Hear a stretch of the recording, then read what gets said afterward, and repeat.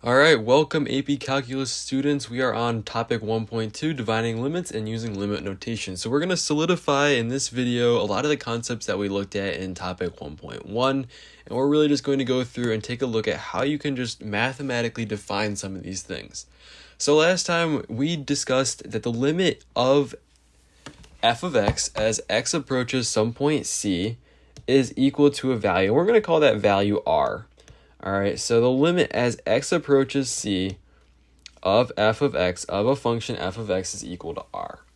And let's just take a look at this example, 5x squared plus 3. All right, so let's say we're trying to find the limit. All right, we're going to try to find the limit as x approaches 3. All right, and we're going to have, and that's going to be of f of 5x squared plus 3. We're going to call that equal to r. All right, now as we go through, we can just take a look at this graph and visually see, all right, so we're at like 3, and let's say this value here is around like 50 or so. All right, it's around 50.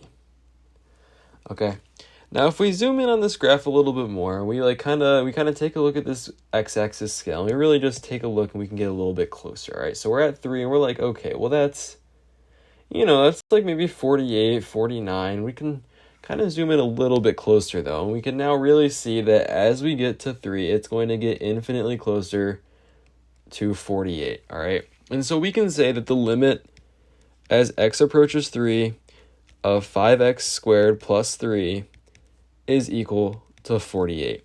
And we can see this in a table as well. All right, if we take a look at this table, we start at 2, 2.9, 2.99, and then we're also going from the opposite direction. We're just kind of converging on 3. We're getting infinitely closer to that value 48 from both sides. So we're coming in from below here, we're coming in from up top here. And we're just getting infinitely closer to that r value of 48. And so I hope that helped you just take a look at what this really means. So get this notation down and just you can use graphs and tables to evaluate limits. We are going to get a lot deeper into this in the future in topics 3.2, 1.3, 1.4, etc.